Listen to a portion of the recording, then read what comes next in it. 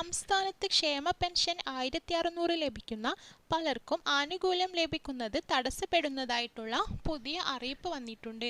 മറ്റൊന്നുമല്ല, അവർ സർക്കാർ നിർദ്ദേശിച്ചിട്ടുള്ള കാര്യങ്ങൾ കൃത്യമായി ചെയ്യാത്തത് കൊണ്ടാണ് ഇത്തരത്തിൽ ആനുകൂല്യം മുടങ്ങിപ്പോയിട്ടുള്ളത്. ഇതേക്കുറിച്ചുള്ള കൂടുതൽ വിവരങ്ങളാണ് നിങ്ങളുമായി ഷെയർ ചെയ്യുന്നത്. ചാനൽ ആദ്യമായി കാണുന്നവരാണെങ്കിൽ സബ്സ്ക്രൈബ് ചെയ്യുക. വീഡിയോ ഇഷ്ടപ്പെട്ടാൽ ലൈക്ക് ചെയ്യാനും മറക്കാതിരിക്കുക. ക്ഷേമ പെൻഷൻ വാങ്ങുന്ന എല്ലാ ഗുണഭോക്താക്കളും സർക്കാരിൻ്റെ നിർദ്ദേശം പാലിക്കാതെ മാസ്റ്ററിംഗ് ചെയ്യാത്തവരും ആവശ്യമായ രേഖകൾ പറഞ്ഞ സമയത്തിനുള്ളിൽ കൃത്യമായി സമർപ്പിക്കാത്തത് മൂലം ക്ഷേമ പെൻഷൻ 1600 രൂപ ലഭിക്കുന്നത് പല ഗുണഭോക്താക്കൾക്കും ഇപ്പോൾ തടസ്സപ്പെട്ടിരിക്കുകയാണ്.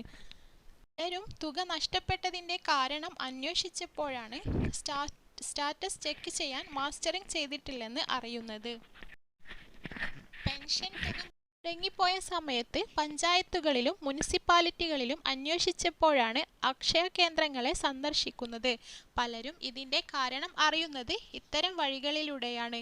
എന്നാൽ ശരിയായ സമയത്ത് ഇത് അറിഞ്ഞിരുന്നുവെങ്കിൽ ഇതിനു വേണ്ട നടപടികൾ അപ്പോൾ തന്നെ പൂർത്തിയാക്കാമായിരുന്നു. ഇതിൻ്റെ വിവരങ്ങൾ സ്വന്തമായ ഫോണിൽ തന്നെ ചെക്ക് ചെയ്ത് അറിയുവാൻ സാധിക്കും.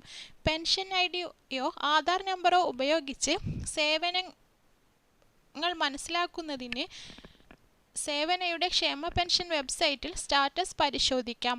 വേണ്ട നടപടികൾ കൃത്യസമയത്ത് ചെയ്യുന്നതിനും സാധിക്കും.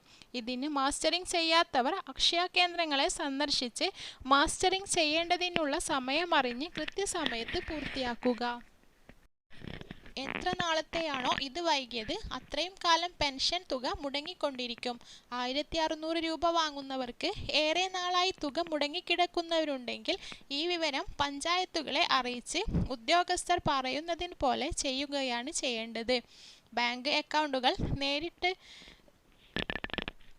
ബാങ്കുകളിലെത്തി ബാങ്ക് സീഡിംഗ് ചെയ്തിട്ടുണ്ടെന്ന് ഉറപ്പുവരുത്തുകയും ചെയ്യുക.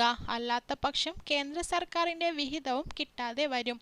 ആയതുകൊണ്ട് തന്നെ എല്ലാവരും ഇത്തരം കാര്യങ്ങൾ കൃത്യമായി അന്വേഷിക്കുകയും അതിനുവേണ്ട നടപടികൾ കൃത്യമായി പാലിക്കുകയും ചെയ്യുക. ഇതേക്കുറിച്ചുള്ള കൂടുതൽ വിവരങ്ങൾ അറിയാൻ ഈ കേരള ഓൺലൈൻ ചാനൽ സബ്സ്ക്രൈബ് ചെയ്യുക. ഈ വിവരം മറ്റുള്ളവരിൽ എത്തിക്കുന്നതിനു വേണ്ടി ചാനൽ ഷെയർ കൂടി ചെയ്യുക.